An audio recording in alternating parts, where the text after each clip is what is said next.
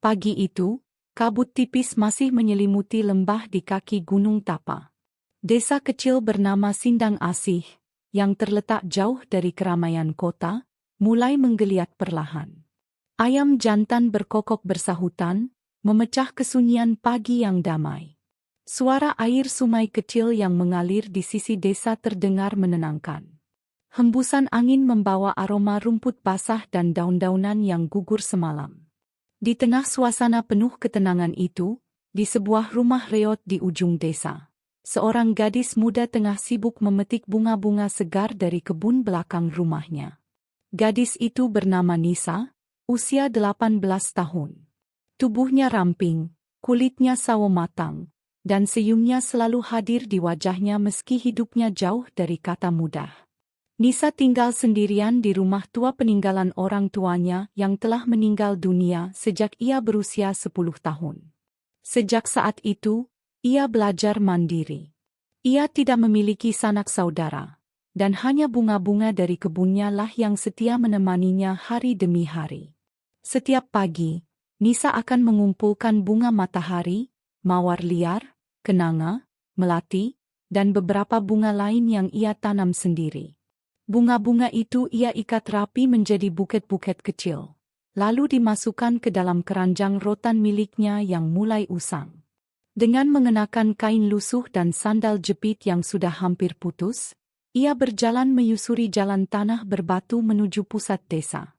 Di sanalah ia berdiri, di dekat pertigaan menuju pasar, menawarkan bunga-bunganya kepada siapa saja yang lewat. Kadang pembelinya adalah ibu-ibu yang hendak berdoa ke makam, kadang pula anak-anak yang ingin memberi kejutan kepada guru mereka. Tak banyak yang dibelinya, namun cukup bagi Nisa untuk membeli beras, garam, dan sabun cuci. Meski hidup sederhana, Nisa tak pernah mengeluh. Ia selalu menyapa ramah setiap orang yang lewat, tak peduli mereka membalas atau tidak. Namun, tidak semua warga desa menyukainya. Ada yang menganggapnya aneh, bahkan sial. Entah sejak kapan kabar itu mulai beredar. Mungkin sejak kejadian 5 tahun lalu, ketika seorang warga tiba-tiba meninggal mendadak sehari setelah membeli bunga dari Nisa. Sejak itu, sebagian warga mulai menganggap kehadirannya sebagai pembawa kesialan. Tapi Nisa tetap bertahan, tetap tersenyum. Ia percaya bahwa selama ia tidak berbuat jahat, kebaikan akan selalu berpihak padanya. Hari itu, langit begitu cerah. Matahari belum tinggi saat Nisa berjalan ke arah pasar desa, keranjang bunga di tangan kirinya, dan payung kain bergagang kayu di tangan kanannya. Ia bersiul pelan sambil menikmati suara burung-burung kecil di pepohonan. Sesekali ia berhenti menyapa anak-anak kecil yang bermain kelereng di bawah pohon waru. "Pagi, Nisa," sapa seorang anak lelaki, Doni, sambil tersenyum malu-malu. "Pagi juga, Doni. Jangan lupa belajar ya," jawab Nisa ceria. Namun di balik senyuman itu, Nisa menyimpan kerinduan yang dalam. Setiap malam, sebelum tidur, ia memandangi foto lusuh orang tuanya yang disimpan di dalam kotak kayu kecil di bawah tempat tidur. Kadang ia bicara sendiri, seolah orang tuanya masih mendengar. Ia menceritakan hari-harinya, keluhannya, harapannya. Salah satu harapan terbesarnya adalah menemukan kembali seseorang dari masa lalunya. Kakak laki-laki yang ia ingat samar-samar pernah menjaganya sewaktu kecil sebelum mereka terpisah karena suatu peristiwa yang tak ingin ia kenang. Nisa tidak tahu siapa namanya, atau seperti apa wajahnya sekarang. Tapi dalam hati kecilnya, ia yakin kakaknya masih hidup, dan suatu hari nanti mereka akan bertemu kembali. Di pasar, para penjual sudah ramai menata dagangan. Nisa memilih berdiri di sisi jalan yang agak sepi, di dekat pos ronda yang kini jarang digunakan. Beberapa orang lewat dan mengangguk sopan, beberapa lainnya hanya melirik sekilas. "Bunga, Bu?" "Untuk doa hari ini," tawar Nisa pada seorang ibu tua yang tengah berjalan sambil membawa kantong belanja. Ibu itu berhenti sejenak, melihat bunga di keranjang, lalu menggeleng pelan. "Maaf, Nak, Aku tidak sempat, katanya ragu. Nisa hanya tersenyum. Tidak apa-apa, Bu. Semoga sehat selalu ya, jawabnya dengan tulus. Setengah hari berlalu, hanya 3 buket yang terjual. Perut Nisa mulai keroncongan, namun ia tak mengeluh. Ia duduk bersila di tikar kecil yang ia bawa dari rumah, menyantap sepotong singkong rebus yang ia bawa dari pagi. Tiba-tiba, suara gaduh terdengar dari arah balai desa. Beberapa warga berlari sambil berteriak. Tanah longsor. Rumah Pak Lurah ambruk. Suasana pasar mendadak kacau. Beberapa orang segera menutup lapak dagangan mereka. Nisa berdiri bingung, menatap ke arah keramaian. Ia melihat asap tipis mengepul dari arah utara desa, di mana rumah Pak Lurah memang berada. Nisa hendak melangkah menuju lokasi, ingin membantu, namun seseorang menarik tangannya kasar. "Kamu diam saja di sini," bentak seorang ibu. "Jangan mendekat. Ini pasti ulah kamu." Nisa tercengang. "Apa maksudnya, Bu?" tanyanya pelan. "Kamu pasti sudah menebar bunga di jalanan kemarin sore, kan? Pas lurah lewat situ juga. Sekarang rumahnya ambruk. Kamu pembawa sial." Wajah Nisa memutat. Ia benar memang menabur bunga kemarin sore di pinggir jalan menuju rumah Pak Lurah. Itu kebiasaannya setiap selesai panen bunga. Ia percaya bunga bisa membawa kedamaian bagi siapa saja yang melihatnya. Tapi tidak semua orang berpikiran sama. Dari kejauhan, beberapa warga lain mulai melirik ke arahnya. Ada yang berbisik, ada yang menunjuk-nunjuk. Nisa mulai merasa dadanya sesak. Kenapa orang-orang dengan mudahnya menuduh tanpa tahu apa yang sebenarnya terjadi? Hari mulai sore. Matahari perlahan turun di balik perbukitan. Nisa berjalan pulang dengan langkah lunglai. Keranjang bunganya masih berat, tak banyak yang terjual. Di jalan menuju rumah, ia bertemu dengan Pak Ujang, seorang tetua desa. "Hati-hati ya, Nisa," katanya singkat. Hanya itu. Tidak ada senyum seperti biasanya. Bahkan Pak Ujang yang dulu kerap membelikannya bunga pun kini tampak enggan bicara. Nisa hanya mengangguk, lalu melanjutkan langkahnya. Malam itu, ia duduk di depan rumahnya, memandangi langit berbintang sambil memeluk lututnya. Tak ada suara lain selain lolongan anjing dari kejauhan. Ia mengelus kelopak bunga yang masih tersisa di keranjang. "Apa salahku?" bisiknya lirih. "Aku hanya menanam bunga." Hening. Di kejauhan, di antara bayang-bayang pohon, sepasang mata memperhatikan rumah kecil itu. Seseorang dari luar desa baru saja tiba di kaki gunung itu. Mengenakan setelan jas rapi dan membawa koper hitam. Ia berdiri diam, menatap lampu redup di rumah reot ujung desa. Tapi Nisa belum tahu bahwa malam itu, takdirnya mulai berubah. Hari itu hujan turun tanpa henti sejak dini hari. Awan hitam menggulung tebal di atas desa kecil tempat Nisa tinggal, seolah menandai sesuatu yang buruk akan segera terjadi. Petir sesekali menyambar di kejauhan, menggema di antara perbukitan dan menggetarkan kaca-kaca jendela rumah-rumah reot warga. Nisa bangun lebih awal dari biasanya. Meskipun hujan deras, ia tetap memetik bunga dari kebun kecilnya. Bunga mawar putih, melati, dan kenanga yang biasa ia rangkai dalam ikatan sederhana untuk dijual ke pasar. Dengan mengenakan mantel tipis dan tudung yang sudah lusuh, ia berjalan hati-hati melewati jalanan becek desa yang mulai tergenang. Namun senyumnya tetap hadir, seperti hari-hari sebelumnya, seolah hujan bukan halangan baginya untuk tetap menyapa orang-orang dengan ramah. Namun hari itu berbeda. Ada sesuatu yang ganjil di udara. Warga yang biasanya menyambut sapaan Nisa dengan anggukan atau senyum kecil kini hanya meliriknya sekilas. Bahkan beberapa berpaling dengan raut wajah tak nyaman. Beberapa orang bisik-bisik saat ia lewat, menatapnya dari balik pintu dan jendela. Nisa mencoba untuk tidak memedulikan itu semua. mengira mungkin mereka hanya tidak ingin terlalu lama terpapar hujan. Tapi perasaan tak enak mulai tumbuh di hatinya. Sementara itu, di sisi lain desa, bencana terjadi. Tanah longsor menimpa rumah kepala desa, Pak Darwan. Rumah besar yang berdiri di lereng bukit itu ambruk sebagian, tertimbun lumpur dan batu. Istri kepala desa terluka parah, dan seekor sapi milik mereka tertimbun hidup-hidup. Warga berbondong-bondong datang membantu, tapi suasana kacau dan penuh kepanikan.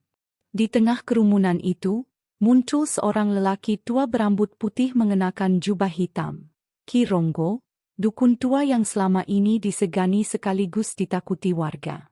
Ia dikenal suka menyendiri di gubuk pinggir hutan dan jarang bicara. Tapi setiap kali ia muncul dan berkata-kata, warga mendengarkannya dengan serius. Ki Ronggo berdiri di atas batu besar yang belum tertimbun lumpur. Ia mengangkat tongkat kayunya tinggi-tinggi, lalu berkata lantang dengan suara yang bergetar. Ingatlah, semalam aku bermimpi buruk. Mimpi tentang sosok perempuan muda menabur bunga di jalan kematian. Dan pagi ini, bencana datang tepat setelah bunga-bunga itu berserakan di jalan kepala desa. Warga mulai berbisik satu sama lain, wajah mereka tegang dan ketakutan. Aku melihatnya, teriak seseorang. Pagi kemarin, sebelum hujan, Nisa menaburkan bunga di jalan itu. Katanya untuk menyejukkan udara, tapi siapa tahu niatnya sesungguhnya. Benar, aku juga lihat, seru yang lain. Bunga putih. Itu tanda kesialan. Tanda kematian. Nisa yang baru kembali dari pasar, mendekati kerumunan itu dengan bingung. Ada apa ini? Tanyanya pelan, tapi tak ada yang menjawab. Semua menatapnya dengan tatapan campur aduk antara takut, curiga, dan amarah yang mulai mengendap. Ki Ronggo menatap Nisa tajam, seolah menelanjangi seluruh tubuh dan niatnya dengan sorot mata mistis. Kau, perempuan muda yang hidup sendiri, memetik bunga setiap hari, menaburkannya di jalan, kau telah membawa malapetaka ke desa ini. Nisa tersentak. Apa maksudnya, Ki Ronggo? Saya hanya merangkai bunga seperti biasa. Sudah cukup, bentak salah satu warga. Kami tahu kau anak yatim piatu. Kami tahu orang tuamu meninggal dengan cara aneh saat badai 12 tahun lalu. Dan sekarang, bencana datang lagi setelah kau membuat ritual aneh itu. Jangan pura-pura polos. Nisa mundur perlahan, tubuhnya gemetar. Aku tidak melakukan apa-apa, aku hanya menjual bunga. Namun suara-suara semakin ramai, menyerangnya seperti badai. Dia harus pergi. Usir dia sebelum desa ini benar-benar binasa. Dia pembawa sial. Pakaianku basah karena dia, teriak seorang perempuan yang histeris. Lumpur masuk ke rumahku. Semua karena dia. Wajah Nisa pucat pasi. Ia melihat orang-orang yang biasanya ia bantu, yang biasa ia beri bunga gratis untuk menghiasi rumah atau pusara keluarganya, kini memandangnya seperti musuh. Pak Darwan, kepala desa yang wajahnya masih dibalut luka, berdiri sambil dibantu tongkat. Ia menatap Nisa lama, lalu menghela napas berat. Nisa, aku tak tahu apakah kau benar-benar membawa sial atau tidak. Tapi sekarang warga ketakutan, dan sebagai kepala desa, aku harus melakukan sesuatu. Pak, jangan, bisik Nisa, matanya mulai berlinang. Tapi Pak Darwan mengalihkan pandangan. Mulai hari ini, aku minta kau pergi dari desa ini. Demi ketenangan warga. Demi keselamatan bersama. Tidak, suara Nisa pecah. Ini rumahku, ini rumah orang tuaku, aku tak punya siapa-siapa lagi. Ki Ronggo melambaikan tongkatnya. Jika kau tetap tinggal, mungkin rumah berikutnya yang runtuh adalah rumah balita, atau tempat ibadah. Jangan uji kesabaran alam, Nisa. Mendengar itu, warga makin beringas.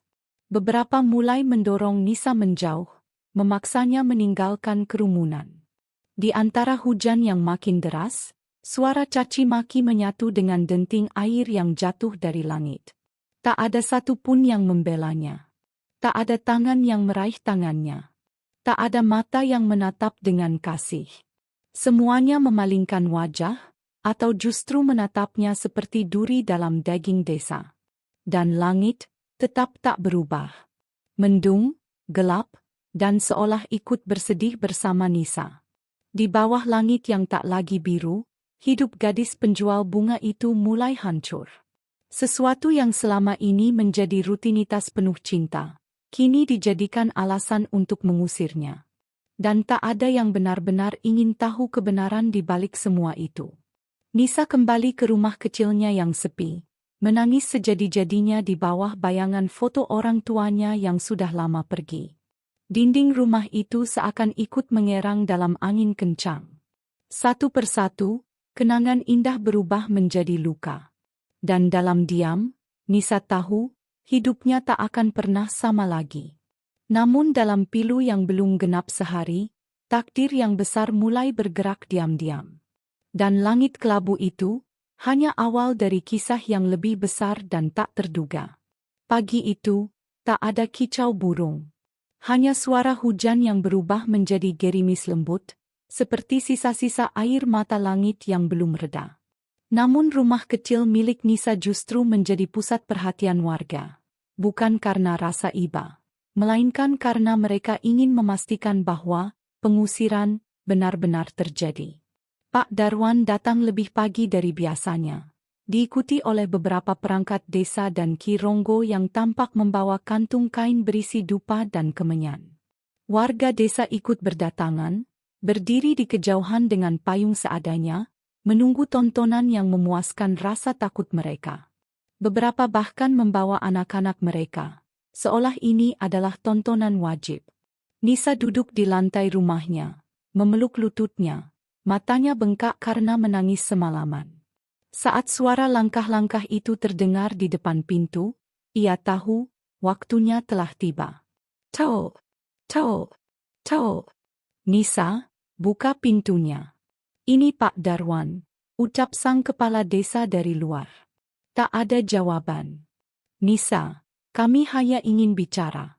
Kami tidak akan menyakitimu, ucapnya lagi, meskipun raut warga di belakangnya berkata sebaliknya. Dengan gemetar, Nisa membuka pintu. Wajahnya sembab. Rambutnya kusut. Tapi masih ada sorot lembut dan tak berdaya di matanya yang mengundang simpati.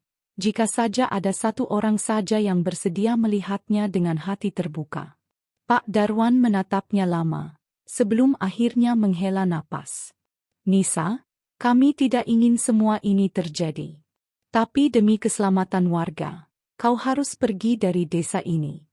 Hari ini juga. Nisa menunduk. Pergi kemana, Pak? Aku tidak punya siapa-siapa. Tidak ada tempat lain.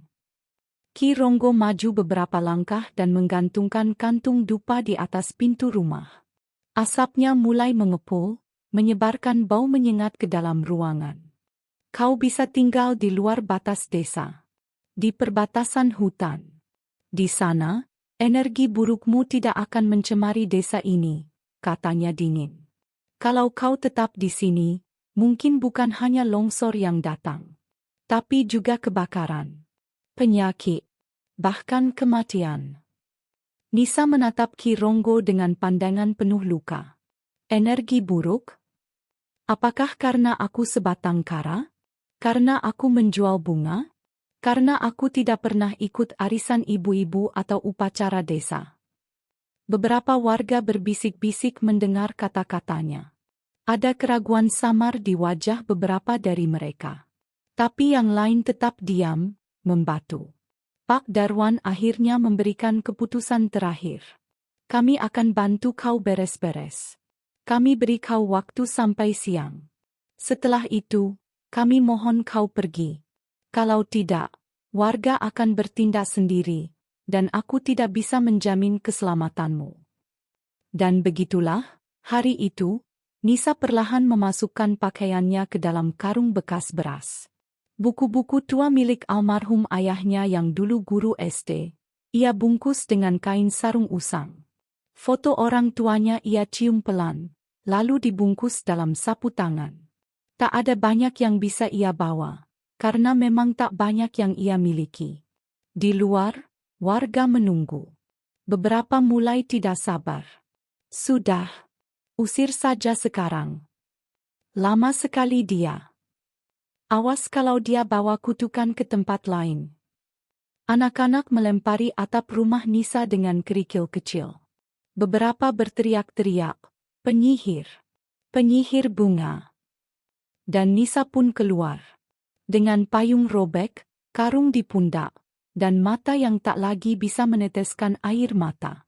Ia berjalan perlahan, melewati kerumunan yang membisu atau mencibir. Tak ada yang menolong. Tak ada yang menyentuhnya. Seolah ia adalah wabah yang harus dijauhi. Namun sebelum ia benar-benar melewati gerbang desa, Nisa berhenti. Ia menoleh, memandang mereka semua. "Jika aku memang membawa kutukan," katanya lirih tapi jelas, "maka kutukan itu datang bukan dari bunga, tapi dari hati kalian yang dipenuhi ketakutan dan kebencian. Aku hanya gadis biasa. Tapi kalian menjadikanku monster. Jangan salahkan langit jika suatu hari kalian menuai apa yang kalian tanam hari ini." Tak ada yang menjawab. Tapi wajah-wajah mereka berubah. Beberapa menunduk. Beberapa pura-pura tak dengar. Dan Nisa pun melangkah pergi. Meninggalkan satu-satunya rumah yang pernah ia kenal. Menyusuri jalan setapak menuju hutan. Tempat ia akan tinggal bersama sunyi dan mungkin misteri yang lebih besar daripada yang pernah ia bayangkan. Apa yang tak diketahui warga desa adalah bahwa malam itu, ada sepasang mata besar yang mengintip dari balik pohon beringin tua di batas hutan. Mata makhluk yang bukan manusia, dan bukan hewan biasa. Makhluk itu mengikuti langkah Nisa. Diam-diam. Seolah telah lama menantinya. Langit mulai meredup, seakan ikut berduka atas nasib seorang gadis malang yang baru saja terusir dari tanah kelahirannya. Nisa berjalan perlahan menyusuri jalan setapak berbatu yang menuju ke arah hutan. Di tangannya hanya ada keranjang berisi bunga-bunga yang mulai layu dan selembar kain sarung tua yang menutupi sebagian tubuhnya dari dingin malam. Udara berubah.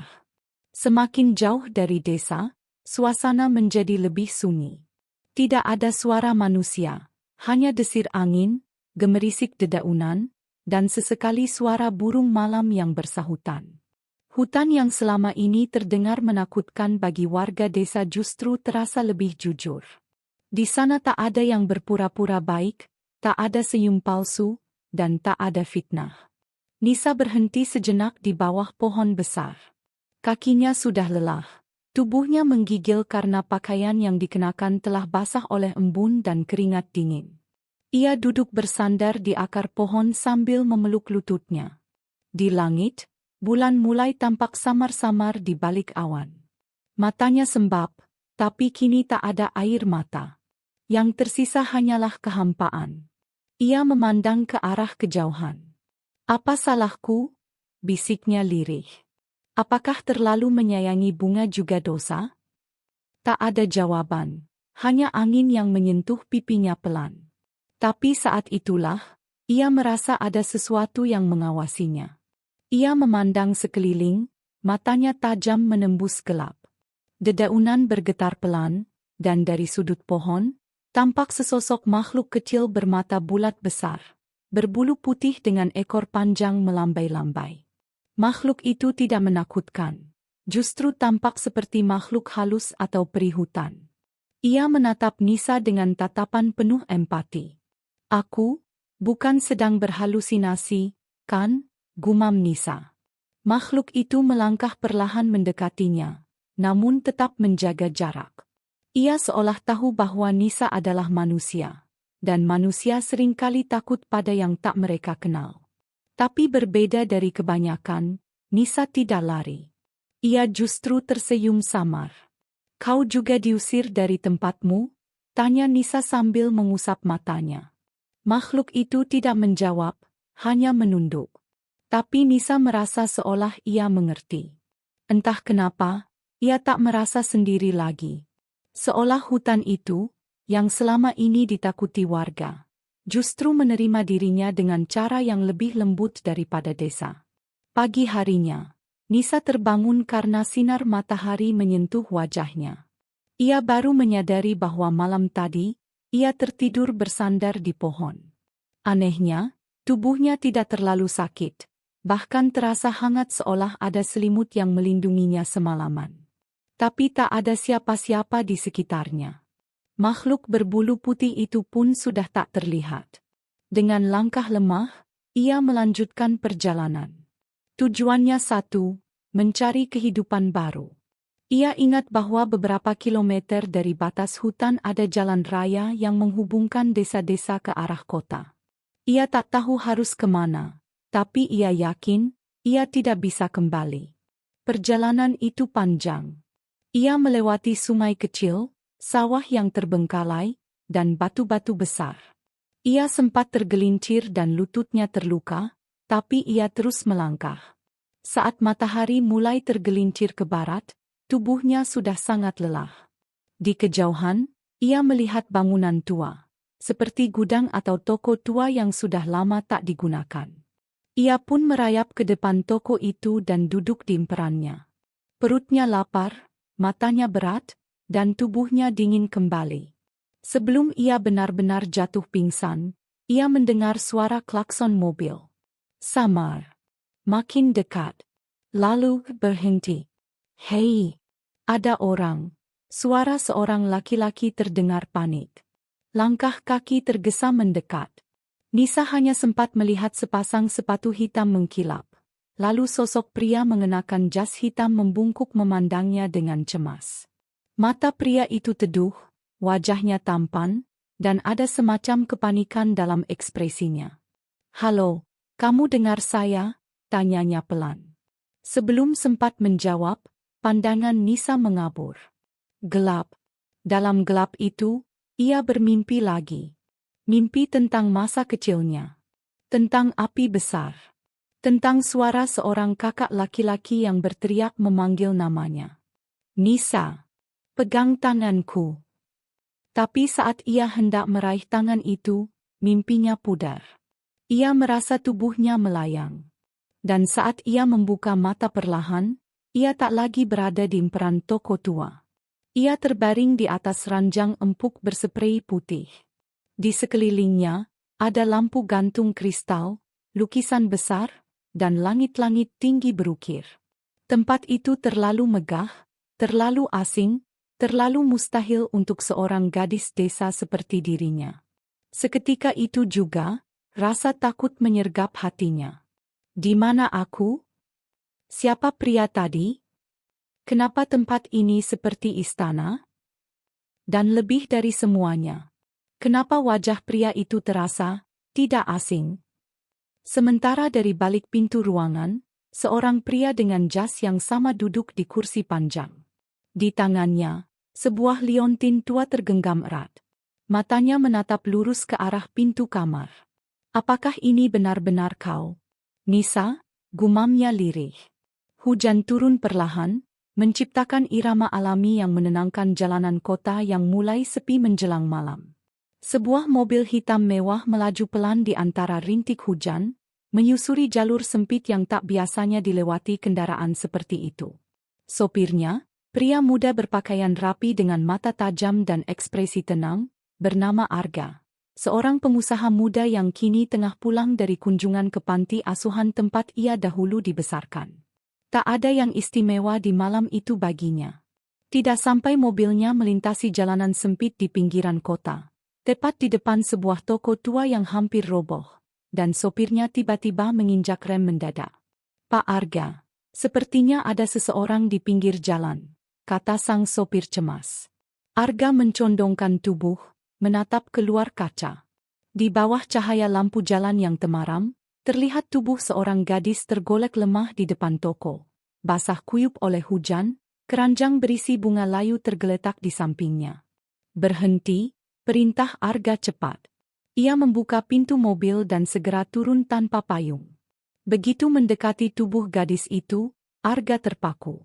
Ada sesuatu pada wajahnya, sesuatu yang membangkitkan ingatan samar di benaknya. Gadis itu tampak pucat, rambutnya kusut, wajahnya kotor oleh lumpur dan air hujan, tapi matanya, meski terpejam, menyimpan ketenangan yang familiar. Arga langsung berlutut dan mengangkat tubuh si gadis dengan hati-hati. Dia masih hidup, katanya kepada sopir. Cepat, bantu aku. Buka pintu belakang. Kita bawa dia ke rumah. Sang sopir menuruti tanpa bertanya banyak. Mereka membaringkan tubuh Nisa di kursi belakang mobil yang hangat. Saat mobil melaju kembali menuju rumah besar milik Arga, pria itu terus menatap gadis asing tersebut dengan rasa penasaran yang aneh. Di dalam genggaman tangan gadis itu, ada liontin usang yang tergantung di leher. Liontin bulat berwarna perak dengan goresan kecil di bagian pinggirnya. Arga sempat menatap liontin itu agak lama. Detak jantungnya seketika berubah tak beraturan. Ia merogoh kantong jasnya dan mengeluarkan benda yang serupa. Liontin tua yang selalu ia simpan sejak kecil. Benda itu satu-satunya kenangan yang tersisa dari masa lalunya. Dari adik kecil yang dulu hilang saat panti asuhan terbakar bertahun-tahun lalu. Ia menggenggam liontin itu erat. Mustahil, gumamnya pelan. Apa mungkin? Mobil akhirnya sampai di rumah Arga. Sebuah menshahen megah bergaya Eropa yang berdiri di tengah taman luas. Pelayan-pelayan menyambut dengan kaget saat melihat tuan muda mereka membawa seorang gadis tak dikenal dalam pelukan. Siapkan kamar tamu. Panggilkan dokter sekarang juga, tegas Arga. Dan minta Mbak Inah siapkan air hangat dan pakaian bersih. Tanpa pertanyaan lebih lanjut, semua bergerak cepat. Nisa diletakkan di atas ranjang empuk yang bersih. Dokter keluarga Arga datang tak lama kemudian, memeriksa suhu tubuh, tekanan darah, dan menyuntikkan cairan infus. Dia kelelahan dan dehidrasi. Sepertinya juga sedikit demam. Tapi tak ada cedera parah. Jelas sang dokter setelah beberapa saat. Biarkan dia tidur.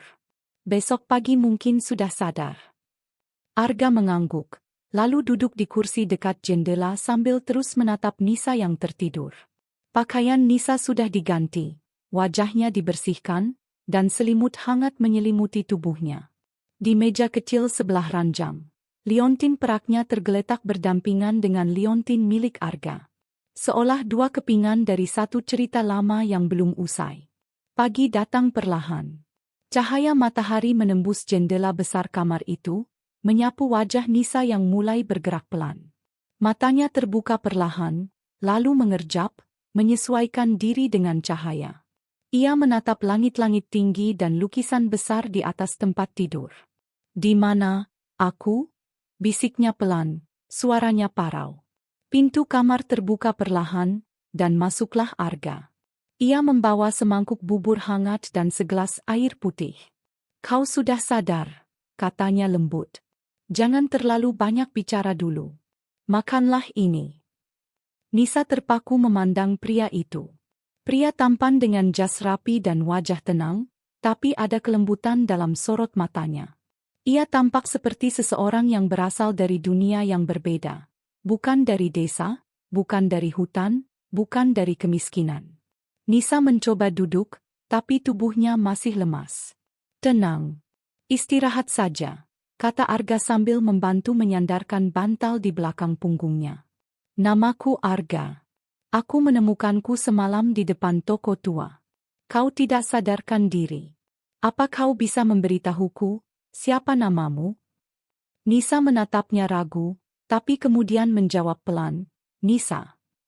Nama itu membuat dada Arga sesak. Ia menahan diri untuk tidak langsung bertanya lebih jauh. Kau berasal dari mana, Nisa? Wajah Nisa menegang sejenak. Kenangan pahit semalam. Warga desa yang mengusirnya, dukun yang memfitnahnya, hujan, kelaparan, semua kembali menghantam pikirannya. Aku tidak punya tempat lagi, jawabnya lirih, lalu menunduk.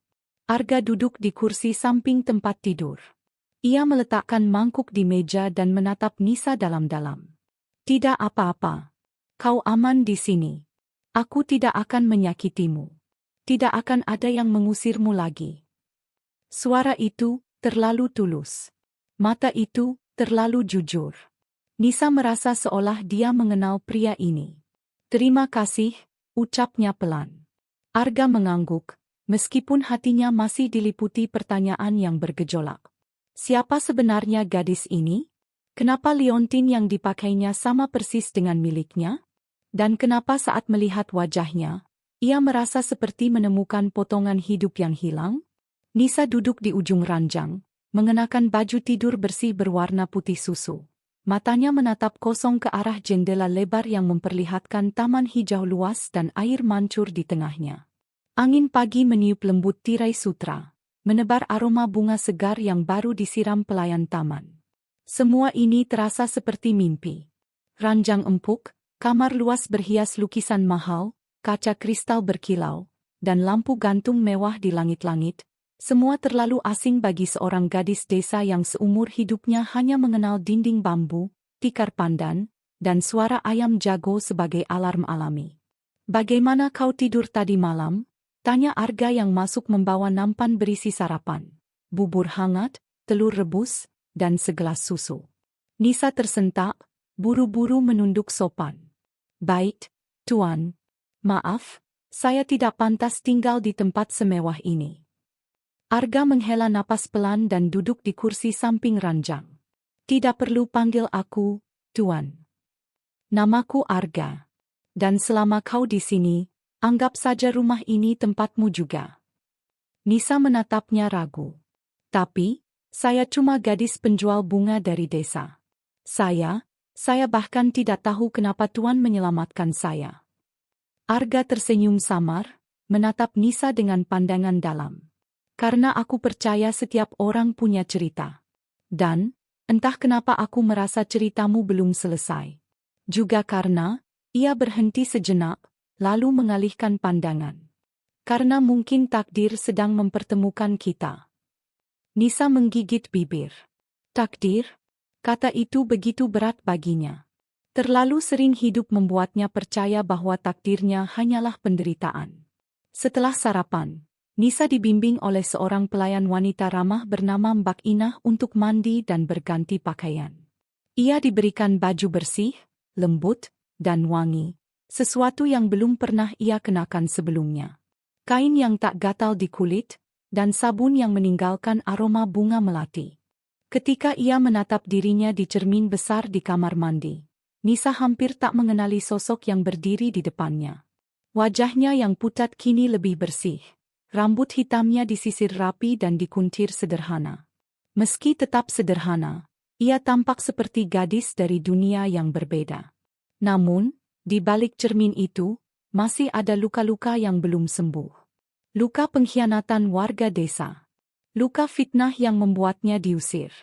Luka kehilangan Mak Uti. Luka lapar dan kehujanan. Semua masih segar. Hari-hari berlalu. Nisa tinggal di rumah besar itu, dengan kamar sendiri, pakaian layak, makanan bergizi, dan perlakuan hormat dari semua pelayan. Tapi tetap saja, di malam hari, ia kerap menatap langit dari balkon kamarnya, berharap melihat bintang yang sama dengan yang pernah ia pandangi bersama Mak Uti di desa dulu. Suatu pagi, Arga mengajaknya sarapan di taman belakang. Meja bundar putih di antara bunga anggrek, suara burung berkicau, dan aroma teh melati yang mengepul hangat. "Aku ingin mengenalmu lebih jauh, Nisa," kata Arga tiba-tiba. "Jika kau bersedia, maukah kau menceritakan siapa sebenarnya dirimu? Dari mana kau berasal?" Nisa terdiam. Hatinya bimbang. Ia takut. Takut jika cerita masa lalunya justru membuat pria ini menjauhinya. Tapi sesuatu dalam mata Arga, ketulusan itu, membuatnya perlahan membuka mulut. "Saya dibesarkan oleh nenek saya, di sebuah desa kecil di pinggir hutan. Sejak kecil, saya menjual bunga ke pasar. Tapi setelah nenek saya meninggal, semuanya berubah." Nafasnya bergetar. Arga mendengarkan tanpa menyela. Orang-orang desa mulai membenci saya. Mereka bilang saya membawa sial. Mereka bilang saya anak dukun. Saya diusir, tanpa tempat tujuan, tanpa uang, tanpa keluarga. Arga mengepalkan jemarinya pelan. Hatinya terasa sesak. Saya tidak tahu harus kemana. Saya hanya berjalan, dan berakhir di kota ini. Sampai saya pingsan, dan Tuan, maaf, dan kamu menemukan saya. Arga terdiam cukup lama. Lalu ia bertanya pelan, apa kau pernah merasa kehilangan seseorang? Maksudku, seseorang yang sangat kau sayangi. Mata Nisa sedikit membesar. Pernah. Seseorang yang tidak pernah saya lupakan. Siapa? Nisa menggigit bibir. Adik. Tapi saya tidak yakin dia masih hidup. Kami terpisah waktu kecil. Panti asuhan tempat kami dulu tinggal terbakar. Dan sejak itu, saya kehilangan dia. Arga langsung menegang. Napasnya tercekat. Kata-kata Nisa barusan seperti petir yang menyambar kesadarannya. Ia berdiri perlahan, berjalan ke dalam rumah. Tak lama kemudian, ia kembali, membawa 2 liontin perak kecil yang identik. Satu miliknya. Satu lagi milik Nisa. Ia meletakkan keduanya di atas meja. Nisa menatap liontin itu, matanya membesar, tangannya bergetar. Itu milik saya. Arga duduk kembali, wajahnya tegang. Aku juga punya yang sama. Liontin ini satu-satunya benda yang tersisa dari adikku, namanya Nisa. Seketika, dunia terasa berhenti. Air mata menetes dari sudut mata Nisa. Tangannya gemetar saat menyentuh liontin di meja itu. Aku juga pernah punya kakak di panti asuhan. Namanya Arga. Dia selalu melindungiku, sebelum kami terpisah karena kebakaran. Arga berdiri dan menatap wajah Nisa, matanya memerah. Jadi, kamu, Nisa kecil itu? Nisa mengangguk perlahan, lalu tubuhnya bergetar hebat. Ia berdiri dan menutup wajahnya, menangis sejadi-jadinya. Arga memeluknya erat. Tangisan mereka pecah bersamaan. Setelah bertahun-tahun penuh luka dan kehilangan, 2 saudara kandung itu akhirnya bersatu kembali. Sejak pertemuan penuh haru itu, segalanya berubah. Arga kini bukan hanya pria dermawan yang menyelamatkan Nisa, melainkan darah dagingnya sendiri, kakak kandung yang selama ini ia rindukan dalam doa-doa malam. Arga dan Nisa menghabiskan waktu untuk saling bercerita, menambal luka masa lalu dengan kenangan-kenangan kecil dari panti asuhan yang dulu menjadi rumah mereka. Tangis, tawa, dan harapan mengalir silih berganti. Namun di balik kebahagiaan pertemuan itu, sebuah bara perlahan menyala dalam dada Arga. Saat mendengar bagaimana Nisa diperlakukan oleh warga desa, bagaimana ia difitnah sebagai anak dukun, disiksa batinnya, diusir seperti binatang liar tanpa belas kasihan, wajah Arga mengeras. Giginya terkatup, rahangnya menegam, dan tatapannya tajam. Apa mereka pernah menyesal? Tanya Arga suatu malam ketika mereka duduk di ruang baca, ditemani cahaya lampu redup. Nisa menggeleng pelan. Tidak. Mereka bahkan tertawa saat saya pergi. Kepala desa bilang, hidup saya hanya akan jadi beban. Ibu-ibu pasar melempar bunga saya dan menyebut saya pembawa kutukan. Semua seolah senang saya tersingkir. Arga berdiri perlahan. Matanya berkilat. Ia berjalan ke rak buku, lalu menarik sebuah kotak kayu tua.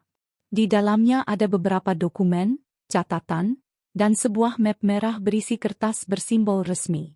Nisa, ucapnya pelan. Kamu tahu pekerjaan utamaku selain mengelola yayasan.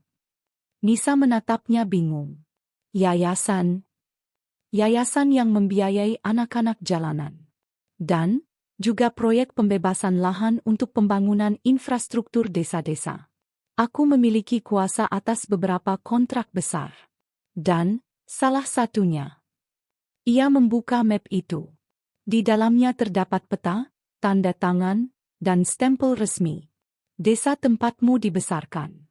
Desa yang dulu mengusirmu. Kini lahannya sedang dalam tahap pembebasan. Pemerintah setuju menjadikannya lokasi untuk proyek industri dan kompleks perumahan baru. Semua warga akan diminta pergi. Nisa tersentak. Kau serius? Arga menatap adiknya. Aku bisa membatalkannya. Tapi aku juga bisa mempercepatnya. Bahkan mengalihkan kompensasi mereka. Tidak akan ada yang bisa melawan karena semua sudah sesuai prosedur dan hukum. Nisa menggeleng. Kak, jangan lakukan itu. Aku tidak ingin balas dendam.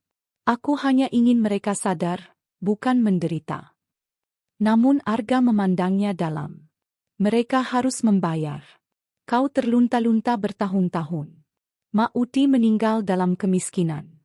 Dan mereka masih hidup enak tanpa pernah merasa bersalah? Tidak, Nisa. Keadilan harus ditegakkan. Walau itu berarti, mereka harus kehilangan apa yang selama ini mereka anggap milik mereka.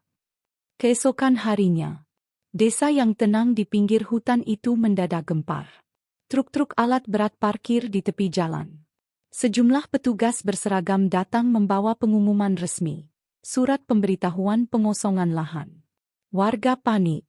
Kepala desa kebingungan. Ini tidak mungkin. Tanah ini milik nenek moyang kami. Namun semua sudah telat. Dan satu nama tertulis jelas di surat pemilik proyek pembebasan lahan, Arga Saputra. Sementara itu, di ruang kerja luasnya, Arga menatap keluar jendela. Nisa masuk pelan, membawa teh hangat. Sudah kubilang, jangan terlalu keras pada mereka, ucap Nisa lembut. Arga menoleh. Aku tidak menghancurkan mereka. Aku hanya memberi mereka pelajaran. Agar tidak ada lagi gadis seperti kamu yang harus menderita karena kesombongan dan kebencian. Nisa terdiam. Dalam hatinya, ia tahu, luka itu belum benar-benar sembuh. Dan mungkin, di balik semua ini, ada harga yang harus mereka berdua bayar juga. Namun jauh di desa sana, orang-orang mulai gemetar. Nama yang mereka kira sudah lenyap, kini kembali sebagai sosok yang punya kuasa untuk mengguncang dunia kecil mereka. Malam itu sunyi. Di balik kaca besar kamar tamu yang hangat, hujan turun pelan, seperti bisikan alam yang enggan membangunkan dunia. Nisa duduk termenung di tepi ranjang empuk berwarna krem pucat, membiarkan tangannya membelai liontin kecil yang tergantung di lehernya. Udara di kamar begitu lembut. Harum lavender dari diffuser di sudut ruangan menyatu dengan aroma hujan yang masuk lewat celah jendela. Tapi pikiran Nisa tak damai seperti sekelilingnya. Sudah hampir seminggu ia tinggal di rumah mewah milik Arga. Ia telah pulih dari demam dan luka-luka ringan yang didapatkan saat pengusiran itu, tapi jiwanya belum sembuh. Bahkan mungkin baru mulai retak kembali. Arga, pria berjas yang menyelamatkannya dari jalanan kota, begitu baik dan perhatian. Ia menyediakan segalanya, pakaian, makanan, bahkan perpustakaan kecil tempat Nisa bisa membaca tanpa gangguan. Tapi yang paling mengusik pikirannya adalah sosok Arga itu sendiri. Kenapa rasanya aku pernah mengenalnya? Bisik Nisa pada dirinya sendiri malam itu. Beberapa malam terakhir, Nisa sering terbangun karena mimpi aneh. Mimpi itu seperti potongan-potongan kaset usang yang diputarkan berulang kali. Ia melihat dirinya kecil, berlari-lari di halaman panti asuhan tua, bersama seorang anak laki-laki lebih tua yang memegang tangannya. Kakak itu sering mengelus kepalanya dan berkata, "Jangan takut, aku akan selalu menjagamu, Nis." Tapi setelah itu, semuanya jadi merah. Api, jeritan, asap hitam pekat. Dan kemudian gelap. Setiap kali mimpi itu datang, Nisa terbangun dengan dada sesak dan mata basah. Ia mencoba mengabaikannya, namun makin hari, makin kuat rasa yang tumbuh di hatinya.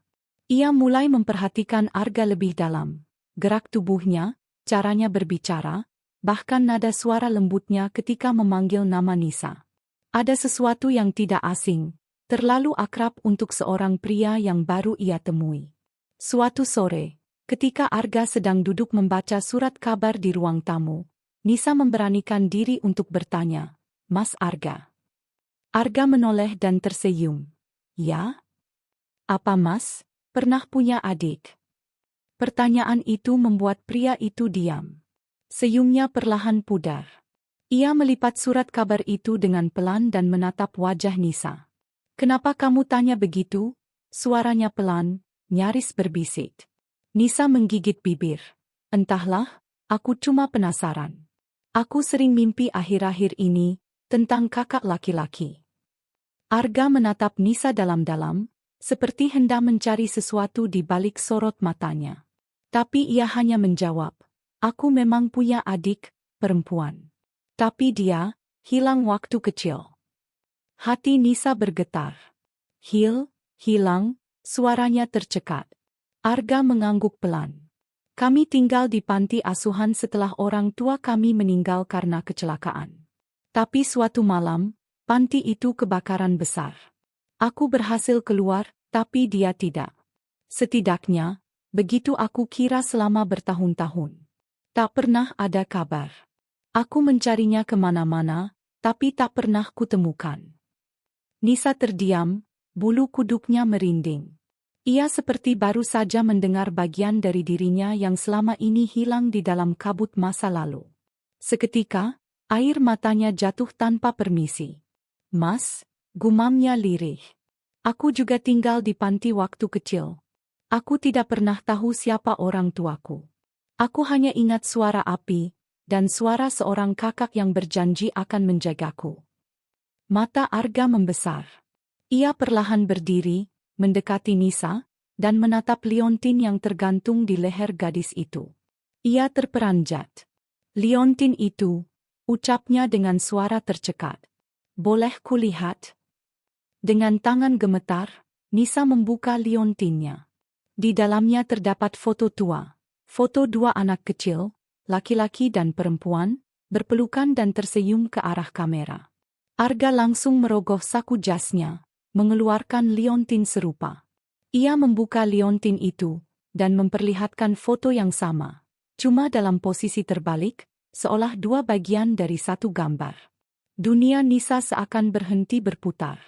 Hujan di luar masih turun, tapi yang terdengar hanya detak jantung mereka berdua. Mas Arga. Arga menghela napas panjang. Air matanya jatuh. Ya, Nisa. Aku kakakmu.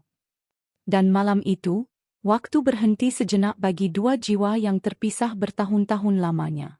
Mereka tidak memerlukan kata-kata lebih banyak. Tangis menjadi bahasa yang paling jujur.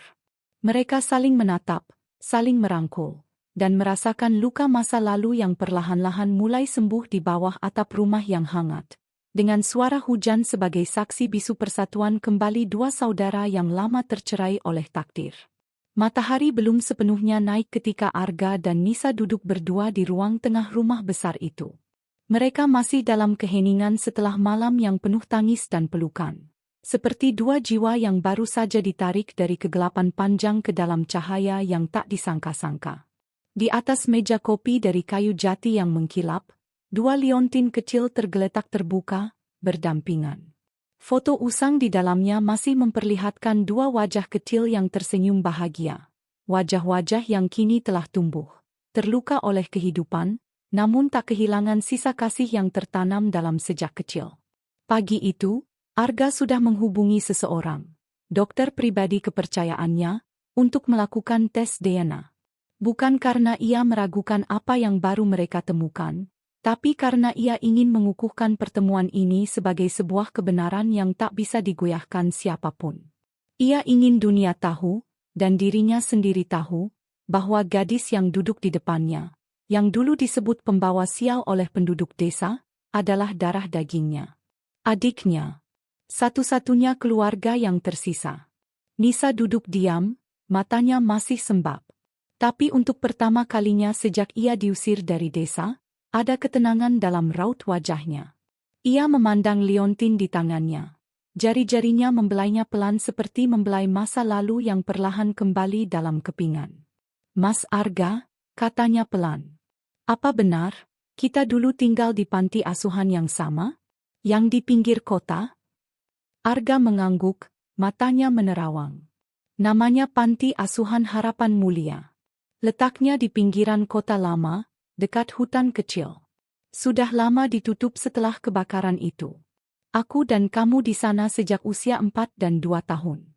Kita ditempatkan di sana setelah orang tua kita meninggal dalam kecelakaan bus. Nisa terdiam. Nafasnya tercekat mendengar potongan cerita yang selama ini tak pernah dia miliki. Ia tak pernah tahu siapa orang tuanya, dari mana asalnya, atau kenapa ia bisa berada di panti. Ingatannya hanya fragmen, tawa kecil, suara api, dan pelukan seorang kakak yang berjanji akan kembali. Aku kira kamu meninggal, lanjut Arga dengan suara serak. Saat aku keluar menyelamatkan anak-anak lain, aku kehilanganmu. Api terlalu besar. Kami pikir tak ada yang selamat dari kamar sayap belakang. Semua tubuh yang ditemukan hangus. Aku terus menyalahkan diri sendiri. Aku janji akan menjagamu, tapi aku tinggalkan kamu. Air mata Nisa jatuh lagi. Ia menghampiri Arga, memeluk pria itu erat. Mas, jangan salahkan diri sendiri. Mungkin, ini takdir Allah.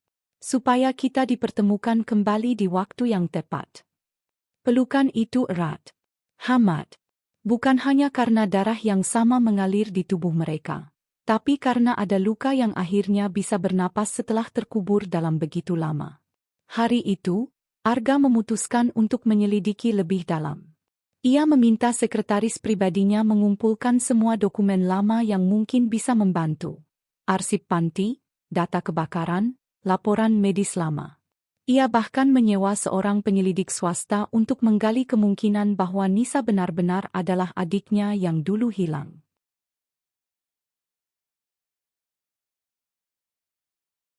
Sementara itu, Nisa pun berusaha mengingat. Ia duduk berjam-jam di ruang perpustakaan, menulis di buku harian kecilnya potongan-potongan mimpi dan ingatan yang muncul. Ia menuliskan setiap detil, warna dinding panti, suara ibu asuh yang selalu menyanyikan lagu Nina Bobo, dan bagaimana kakaknya suka menyelinap ke dapur untuk mencuri biskuit dan membaginya diam-diam. 3 hari kemudian, hasil tes DNA datang. Arga dan Nisa duduk berdua di ruang kerja. Dokter itu menyerahkan amplop putih besar, lalu pamit meninggalkan ruangan, memberi mereka privasi. Dengan tangan gemetar, Arga membuka surat itu. Matanya menyapu baris demi baris. Kecocokan DNA, 99,98%. Dia menutup surat itu, memejamkan mata, dan saat membukanya, ia menatap wajah Nisa dengan air mata yang kembali jatuh. Kamu adikku, kamu benar-benar adikku, Nisa, bisiknya. Nisa menutup mulutnya, terisak. Tubuhnya gemetar saat Arga memeluknya lagi. Kali ini bukan dengan ragu, tapi dengan seluruh keyakinan yang ada dalam dirinya. Maafkan aku, karena butuh waktu selama ini untuk menemukanmu, ujar Arga sambil mengelus kepala adiknya. Nisa hanya menangis di bahunya. Tapi kali ini bukan karena sedih, melainkan karena lega. Beban bertahun-tahun yang ia pikul, kesepian, penghinaan, rasa tak bernilai, akhirnya luruh. Ia punya tempat untuk pulang. Ia bukan anak tak dikenal yang dibuang dunia. Ia punya nama, punya keluarga, punya sejarah. Namamu dulu. Nisa juga, tanyanya pelan. Arga tertawa kecil di tengah isaknya. Iya, nama lengkapmu, Hanisha Arindia Pramesti. Tapi kamu selalu kupanggil Nisa. Sama seperti sekarang. Nisa tersenyum kecil. Aku suka nama itu, terasa seperti rumah. Hari-hari berikutnya dipenuhi dengan kehangatan yang baru. Arga menunjukkan album-album lama yang ia simpan. Foto orang tua mereka, potret kecil Arga menggendong Nisa di depan taman, serta surat-surat dari panti yang ia kumpulkan selama bertahun-tahun. Mereka mengunjungi tempat panti asuhan yang kini telah menjadi lapangan kosong, berlumut dan ditumbuhi semak liar. Nisa berdiri di tengah reruntuhan itu, memejamkan mata, dan seolah mendengar suara tawa anak-anak yang dulu memenuhi tempat itu. Di sini dulu kamu suka main ayunan, kata Arga sambil menunjuk ke arah salah satu sudut. Aku selalu harus dorong kamu tinggi-tinggi sampai kamu ketawa ngakak. Nisa tertawa. Aku bisa membayangkannya. Mereka juga pergi ke makam orang tua mereka. Dan untuk pertama kalinya, Nisa bisa berdoa di hadapan batu nisan ayah dan ibunya, memperkenalkan diri sebagai anak yang hilang namun akhirnya pulang. Ayah, ibu, maafkan aku baru datang sekarang, bisiknya sambil menaburkan bunga. Tapi aku janji, aku akan hidup dengan bahagia. Bersama Mas Arga. Bersama keluarga kita. Di mobil saat perjalanan pulang, Arga menatap adiknya yang duduk di samping, kini terlihat jauh lebih cerah. Kita akan kembali ke desa, Nis. Nisa menoleh, ragu. Untuk apa? Untuk menuntaskan semuanya. Orang-orang harus tahu siapa kamu sebenarnya. Mereka harus tahu bahwa kamu bukan pembawa sial, tapi adikku, Hanisha Arindya Pramesti. Dan kamu, layak untuk dihormati. Nisa menunduk. Ia takut. Tapi di sisi lain, ia juga tahu, selama ini yang membuat luka itu tak kunjung sembuh adalah karena ia tak pernah bisa menghadapi orang-orang yang merendahkannya. Kini, dengan Arga di sampingnya, mungkin, sudah waktunya. Ia menggenggam tangan kakaknya erat. Baik, Mas. Kita pulang ke desa.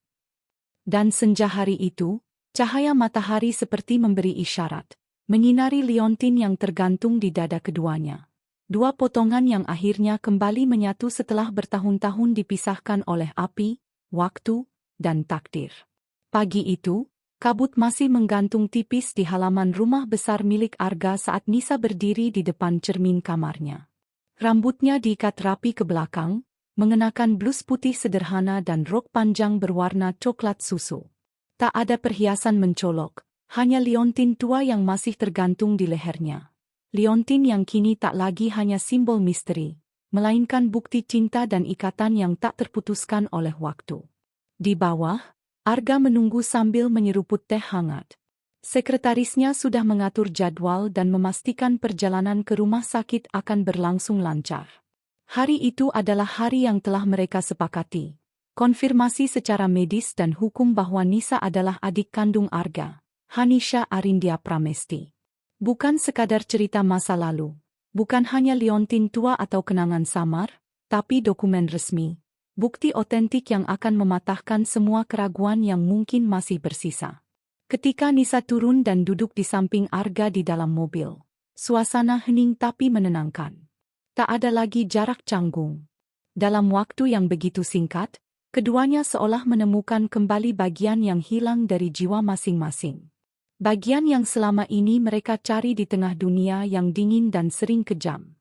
Sampai di rumah sakit, mereka disambut oleh dokter dan petugas laboratorium yang sudah menyiapkan hasil tes DNA lengkap. Dokumen-dokumen itu diserahkan langsung kepada Arga di dalam ruang khusus yang hanya mereka berdua isi. Tak butuh waktu lama bagi Arga membaca laporan itu lagi, meski sebenarnya ia sudah tahu apa yang tertulis di sana. Tapi kali ini, ia ingin membacanya dengan lantang, untuk mengukir setiap kalimat dalam hati Nisa. Nama subjek, Hanisha Arindya Pramesti. Status hubungan, saudara kandung tingkat pertama dengan subjek Arga Prasetya. Kecocokan DNA, 99,98%. Ia berhenti, suaranya serak. Tangannya bergetar sedikit saat meletakkan dokumen itu di atas meja. Lalu, ia menatap Nisa dalam-dalam, dan sebelum kata-kata sempat keluar, air matanya sudah lebih dulu mengalir. Nisa, aku minta maaf. Kalimat itu sederhana, tapi membawa beban puluhan tahun penyesalan. Arga berdiri, lalu memeluk Nisa erat. Pelukan itu bukan hanya pelukan saudara, tapi pelukan seorang kakak yang merasa gagal melindungi adiknya. Pelukan seorang lelaki dewasa yang selama bertahun-tahun merasa kesepian meski dikelilingi kekayaan dan kekuasaan, karena bagian terpenting dari hidupnya hilang di masa lalu. Maaf karena aku terlambat menemukanku, lirihnya. Maaf karena kamu harus melalui semua penderitaan itu sendirian. Diusir, dihina, dipukul, tidur di pinggir sawah. Tuhan, Kenapa kamu tak bilang dari dulu? Nisa tak bisa berkata-kata. Ia hanya membalas pelukan itu, membiarkan air matanya jatuh di bahu kakaknya. Tapi kali ini bukan tangisan kesedihan. Tangisan itu adalah pelepasan. Tangisan kebebasan setelah terkurung begitu lama dalam ketidakpastian. Mas Arga, bisiknya akhirnya. Kalaupun kita tak pernah tahu bahwa kita saudara, aku tetap bersyukur bisa bertemu denganmu. Sejak awal, aku merasa dekat dengan Mas. Aku merasa dilindungi. Dan sekarang aku tahu kenapa. Pelukan itu berlangsung lama. Tak ada kata yang bisa menggambarkan perasaan mereka. Dunia seolah menghilang di sekitar mereka, dan waktu berhenti. Di ruangan itu, hanya ada dua jiwa yang akhirnya kembali bersatu setelah terlalu lama terpisah. Beberapa hari setelah pertemuan itu, Arga mengajukan permintaan resmi ke Dinas Sosial dan Catatan Sipil untuk memperbaiki dan merekonstruksi identitas Nisa. Dengan dokumen medis dan arsip lama dari panti asuhan, mereka berhasil menemukan kembali akta kelahiran Hanisha Arindya Pramesti yang dulunya hilang. Arga juga mencabut status yatim piatu tak dikenal yang dulu tercatat atas nama Nisa. Kini, semua sudah lengkap: nama, asal-usul, keluarga, dan tempat pulang. Malam itu, Arga mengajak Nisa duduk di balkon rumah mereka, memandangi bintang-bintang yang bersinar tenang. Aku tahu kamu ingin menatap masa depan, Nis, ujar Arga. Tapi untuk itu, kita harus kembali ke tempat yang pernah menyakitimu. Kita harus ke desa. Nisa menoleh, ragu. Matanya menatap langit, seolah bertanya pada alam semesta. Mereka tak akan percaya, Mas. Mereka sudah terlalu dalam membenciku. Mereka bahkan menyebutku pembawa sial. Karena mereka tak tahu. Dan saat mereka tahu, itu urusan mereka. Yang penting kamu tahu siapa dirimu sekarang. Kamu bukan Nisa yang mereka usir dulu. Kamu adalah adikku. Dan kamu berhak kembali dengan kepala tegak. Nisa menarik napas panjang. Aku takut, tapi aku ingin menyelesaikan semuanya. Dan dengan pelan, ia mengangguk. Hari yang dinanti pun tiba. Sebuah mobil hitam panjang melintasi jalan desa dengan pengawalan ringan. Beberapa warga desa menatap penasaran dari pinggir jalan, mencoba menebak siapa tamu penting yang datang pagi-pagi.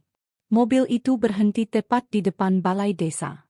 Dari dalam, Arga keluar lebih dulu, mengenakan batik dan celana panjang gelap, lalu membukakan pintu untuk seorang perempuan muda yang tak asing bagi sebagian warga. Beberapa orang terkejut. Beberapa lain saling berbisik. Wajah itu, suara itu, bukankah itu Nisa? Tapi penampilannya berbeda. Ia tampak dewasa, tenang, dan bermartabat. Tak lagi seperti gadis miskin yang dulu diusir dari desa karena dianggap membawa sial. Arga menatap warga yang mulai berkumpul. Dengan suara lantang, ia berkata, "Nama saya Arga Prasetya. Saya pemilik dan direktur utama Pramesti Group. Hari ini saya datang bukan untuk bisnis, tapi untuk membawa kembali adik saya, Hanisha Arindya Pramesti, yang dulu kalian usir dari desa ini." Warga mulai ribut. Kepala desa pun keluar dari balai. Wajahnya pucat saat melihat siapa yang berdiri di depannya. "Pak Kepala Desa," ujar Arga dengan suara dingin namun tegas. "Saya punya semua dokumen resmi yang membuktikan bahwa Nisa adalah adik kandung saya. Ini surat DNA, akta kelahirannya yang ditemukan kembali, serta arsip dari panti asuhan tempat kami dulu dibesarkan." Ia mengangkat dokumen-dokumen itu tinggi. "Nisa bukan anak angkat tak dikenal. Dia adalah darah daging saya. Dan kalian semua telah memperlakukannya seperti sampah hanya karena tak percaya pada logika dan menelan mentah-mentah fitnah seorang dukun." Semua terdiam. Beberapa orang mulai menunduk. Ibu-ibu yang dulu paling keras mencibir Nisa bahkan mulai meneteskan air mata malu. Dukun desa yang kebetulan lewat pun langsung membalikkan badan, pura-pura tak melihat kerumunan. Nisa maju pelan. Suaranya lembut, tapi cukup keras untuk didengar semua orang. "Saya bukan datang untuk menuntut kalian. Saya hanya ingin kalian tahu bahwa apa yang kalian lakukan dulu menyakitiku lebih dari yang bisa kalian bayangkan. Tapi saya sudah memaafkan. Karena hidup dalam dendam hanya akan mengulang luka yang sama. Saya tak ingin itu. Ia berhenti sejenak, menatap seluruh wajah yang tertunduk. Yang saya butuhkan hanya satu, kesempatan untuk hidup tenang, dan mungkin, kalau Tuhan mengizinkan, membantu desa ini agar tak lagi jadi tempat yang mudah menghakimi orang hanya karena tak mengenalnya. Semua diam. Tak ada yang sanggup membalas. Lalu, dari arah belakang, seorang ibu tua, yang dulu pernah memukul Nisa dengan sapu, maju dengan air mata berlinang. Nisa, maafkan kami buta, kami takut pada hal yang tak kami mengerti. Dan satu persatu, warga pun maju. Meminta maaf. Menangis. Bersujud. Arga menggenggam tangan adiknya, lalu membawanya pergi perlahan dari kerumunan yang masih tenggelam dalam rasa bersalah. Hari itu, langit terasa lebih biru. Burung-burung terbang lebih rendah, dan semilir angin membawa aroma bunga yang tumbuh kembali di taman yang dulu tak pernah dirawat. Nisa berjalan dengan kepala tegak, tak lagi memikul rasa bersalah, tak lagi dihantui bayang-bayang sial yang ditempelkan pada namanya. Ia adalah Hanisha Arindya Pramesti. Dan ia pulang bukan untuk balas dendam, tapi untuk menghapus luka, dan membuka lembaran baru yang lebih hangat dari semua mimpi buruk yang pernah ia alami. Matahari baru saja melewati puncak pohon kelapa ketika Nisa dan Arga meninggalkan balai desa. Warga masih berkumpul di sana, sebagian terdiam, sebagian lagi masih menangis. Wajah-wajah yang dahulu penuh kebencian kini berubah menjadi campuran rasa bersalah dan ketakutan. Mereka telah menindas seseorang yang ternyata bukan orang biasa. Lebih dari itu, mereka telah melukai seorang gadis yatim piatu yang kini terbukti sebagai pewaris keluarga terhormat. Mobil hitam itu melaju pelan melewati jalanan desa. Beberapa warga menundukkan kepala saat Nisa lewat. Tapi Nisa tidak memandang mereka dengan dendam. Di dalam mobil, ia duduk tenang sambil memandangi rumah-rumah bambu yang dulu pernah ia lewati setiap hari dengan kaki telanjang. "Mas," gumam Nisa pelan, "bolehkah kita ke rumah yang dulu aku tinggali?" Gubuk tua itu. Arga menoleh. "Masih ingat jalannya?" Nisa mengangguk pelan. "Meski sudah lama, setiap lekuk jalan itu masih tertanam di kepalaku." Dengan sopir yang diarahkan langsung oleh Nisa, mobil itu pun melaju ke arah pinggiran desa, tempat di mana dulu ada gubuk reot di tepi kebun singkong. Tempat itu kini sudah nyaris tak berbentuk. Gubuknya ambruk, ditelan waktu dan cuaca. Rumput tinggi menjalar liar, dan semak belukar menutup separuh jalan setapak menuju ke sana. Nisa turun dari mobil tanpa berkata-kata. Ia berjalan perlahan, menelusuri jalan tanah merah yang dulu sering ia lalui sambil menangis. Jalan itulah yang membawanya keluar dari desa setelah diusir. Kini, ia datang kembali bukan sebagai orang yang kalah, tapi sebagai seseorang yang telah berdamai dengan masa lalunya. Ia berdiri di depan puing-puing bekas gubuk itu. Menghela napas panjang. "Disinilah aku tumbuh. Menahan lapar, menangis sendirian, tidur tanpa selimut. Tapi anehnya, Mas," ujarnya sambil tersenyum samar, "disinilah juga aku belajar jadi kuat." Arga hanya diam, berdiri beberapa langkah di belakang adiknya. Ia membiarkan Nisa menikmati keheningan dan kenangan yang muncul bersamaan. Burung-burung kecil berkicau dari kejauhan. Angin berhembus, membuat dedaunan bergoyang perlahan. Suasananya damai, seolah alam pun ingin menenangkan hati Nisa. Tiba-tiba terdengar suara langkah tergesa. Seorang lelaki tua muncul dari arah kebun. Tubuhnya kurus, rambutnya memutih, dan ia membawa sabit di tangan. Ketika melihat Nisa, ia tertegun. Matanya membelalak, lalu menyipit, seolah mencoba memastikan bahwa sosok di hadapannya bukanlah bayangan hantu. "Nisa," gumamnya lirih. Kamu Nisa." Nisa menoleh pelan. Mata lelaki tua itu langsung basah. "Pak Tamin," ujar Nisa. Bapak masih ingat aku? Pak Tamin adalah satu-satunya orang yang dulu pernah memberi Nisa sepotong ubi saat ia kelaparan. Walaupun tidak pernah membela secara terbuka, Pak Tamin tidak pernah mengusirnya atau ikut mencaci seperti yang lain. Nisa, ya Allah, kau benar-benar kembali. Lelaki tua itu menjatuhkan sabitnya, lalu melangkah cepat dan langsung memeluk Nisa dengan erat. Tangisnya pecah. Aku menyesal, nak. Aku seharusnya berani membelamu waktu itu. Tapi aku pengecut. Aku takut dikucilkan seperti kamu. Nisa membalas pelukan itu sambil menepuk-nepuk punggung Pak Tamin dengan lembut. Sudah, Pak, semua sudah berlalu. Saya sudah memaafkan semuanya. Arga menatap adegan itu dengan mata berkaca-kaca. Ia baru benar-benar sadar betapa dalam luka yang telah Nisa alami, dan betapa besar hati adiknya hingga mampu memaafkan orang-orang yang telah menjatuhkannya ke titik terendah.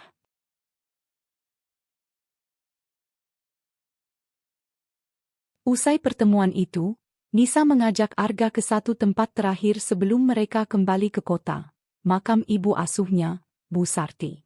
Makam itu terletak di belakang mushola desa, di bawah pohon beringin kecil.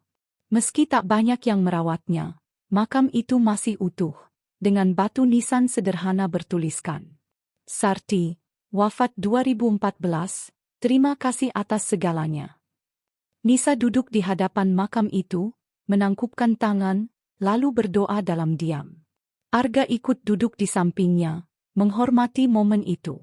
Setelah beberapa menit, Nisa berbisik pelan, seolah berbicara pada orang yang telah tiada.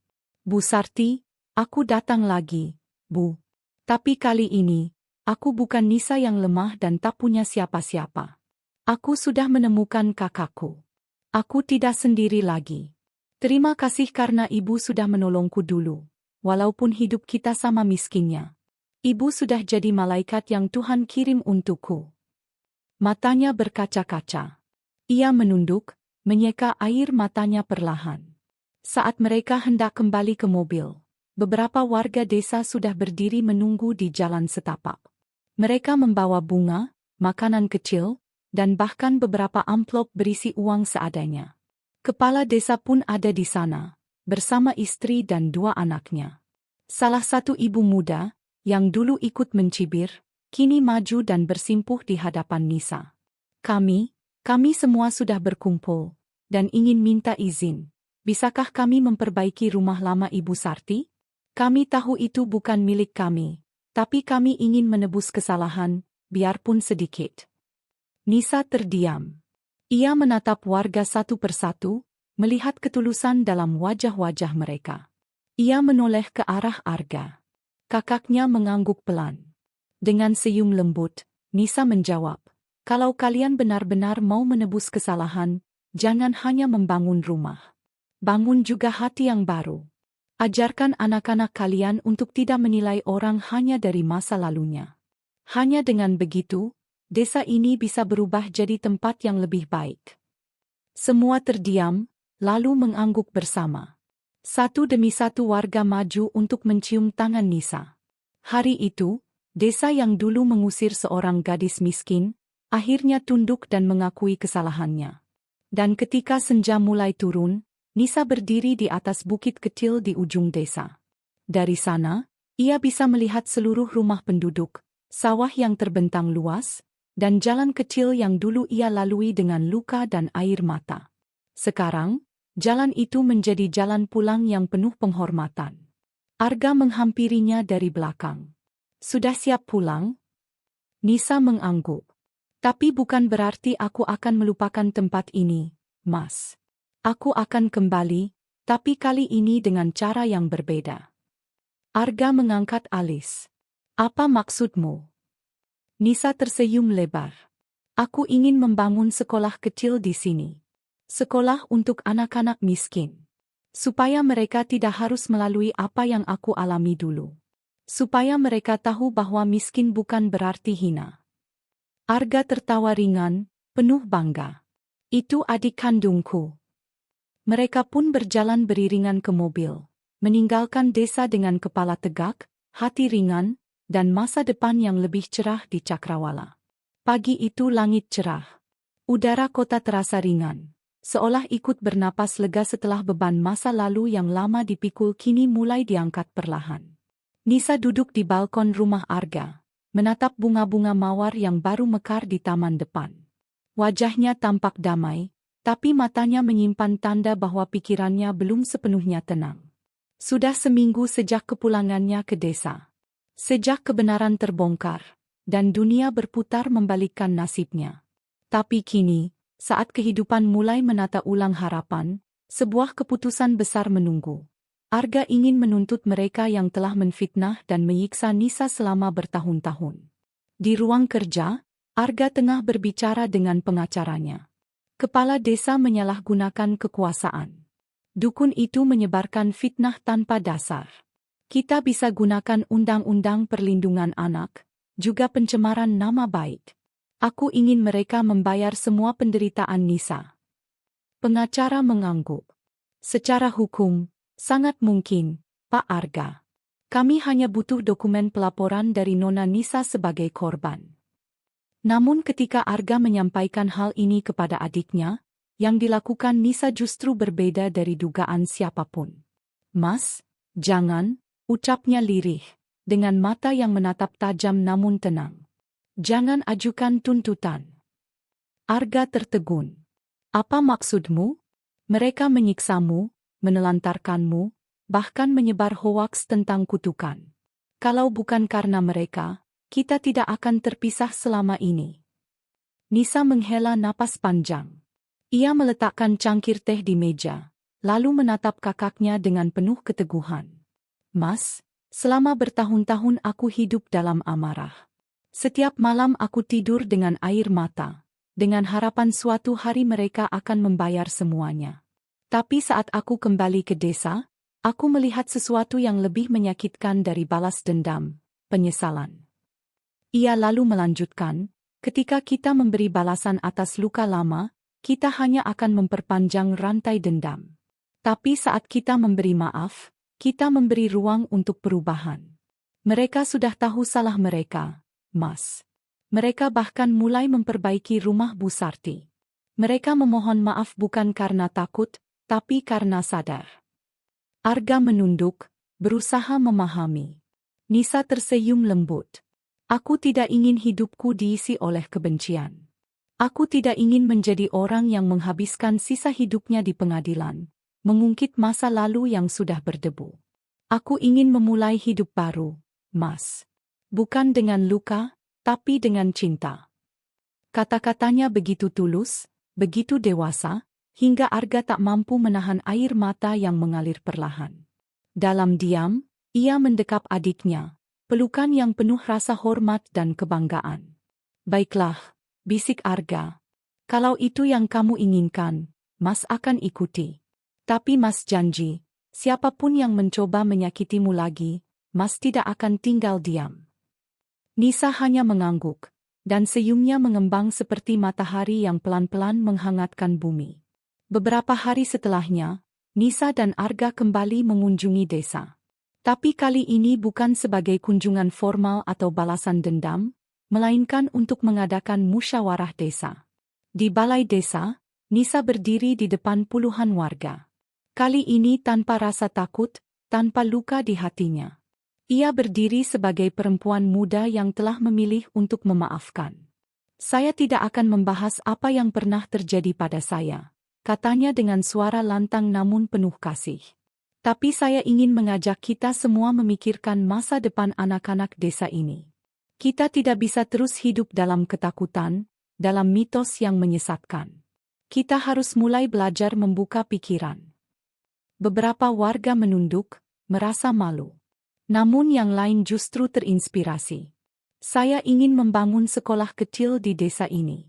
Sekolah untuk anak-anak miskin, anak yatim, atau mereka yang keluarganya tak mampu membayar pendidikan. Saya percaya, dengan ilmu, kita bisa memutus rantai kebodohan dan ketakutan yang selama ini membelenggu kita. Tepuk tangan perlahan terdengar, lalu makin ramai. Beberapa ibu menangis terharu, beberapa bapak berdiri memberikan hormat. Bahkan kepala desa, yang dahulu menjadi salah satu orang yang paling keras mengusir Nisa, kini ikut berdiri dan berkata dengan suara serak. Kalau kamu bersedia kembali dan membangun sekolah itu, maka kami semua akan membantumu semampu kami. Dan hari itu, sebuah babak baru dimulai. Dalam beberapa minggu, lahan kosong di pinggir desa mulai dibersihkan. Para warga bekerja sama membangun pondasi sekolah sederhana dari bambu dan kayu. Arga menyumbang material dan alat berat, sementara Nisa menjadi pengarah dan pengawas setiap pembangunan.